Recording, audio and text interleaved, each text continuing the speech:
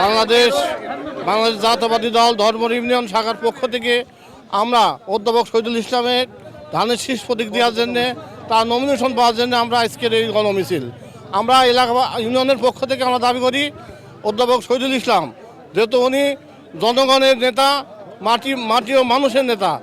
আমরা প্রত্যেকটা ওয়ার্ড, প্রত্যেকটা গ্রাম, প্রত্যেক পক্ষ থেকে আমরা তার নমিনেশন জন্য আমরা দাবি জানাই।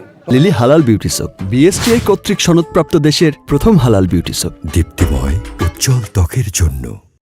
আমাদের দেশনায়ক তারেক রহমান জনগণের উদ্দেশ্যে, বাংলাদেশের মানুষের উদ্দেশ্যে তিনি বলেছেন যে যার তৃণমূলের সাথে সম্পর্ক থাকবে আমি দল থেকে তাকে মনোনয়ন দেব। তো সেই ক্ষেত্রে আমরা এই কারণেই শহীদুল ইসলামের মনোনয়ন আশাবাদী, যেহেতু তৃণমূলের সাথে তার সম্পর্ক এবং আমাদের সম্ভাব্য যে প্রার্থীর নাম ঘোষণা হয়েছে তৃণমূলের সাথে তার কোনো যোগাযোগ বা সম্পর্ক নাই। দীর্ঘ 17 বছর আন্দোলন সংগ্রামের মধ্যে দিয়ে আমরা শহীদুল ইসলামের ছত্রছায়া থেকে আমরা রাজপথে আন্দোলন সংগ্রাম করেছি। আমরা আমাদের সম্ভাব্য প্রার্থী যার নাম তাকে আমরা রাজপথে পাইনি। আমরা এই কারণেই শহীদুল ইসলাম মনোনয়ন পাবে এবং দেশনায়ক তারেক রহমানের কাছে আমরা আশাবাদী যে অবশ্যই আমাদের প্রাণপ্রিয় নেতা এবং তৃণমূলের নেতা অধ্যাপক শহীদুল ইসলামকে যেন মনোনয়ন দেওয়া হয়। ভেড়ামারা মিরপুরের জনগণ অধ্যাপক শহীদুল ইসলামের ভক্ত এবং মাটি মানুষের নেতা সে অধ্যাপক শহীদুল ইসলাম।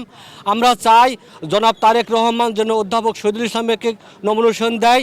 অন্যথায় যদি যাকে নমিনেশন দেওয়ার চিন্তা ভাবনা করছেন তাকে নমিনেশন দিলে এই সিট 100% হারাতে হবে, এর কোনো বিকল্প নাই। তাই আমরা তারেক রহমানের কাছে আকুল আবেদন এবং ভেড়ামারা মিরপুরবাসীর জোর দাবি যেন অধ্যাপক শহীদুল ইসলামকে নমিনেশন দিয়ে এই সিটটি পুনরুদ্ধার করার জন্য সে চেষ্টা করেন।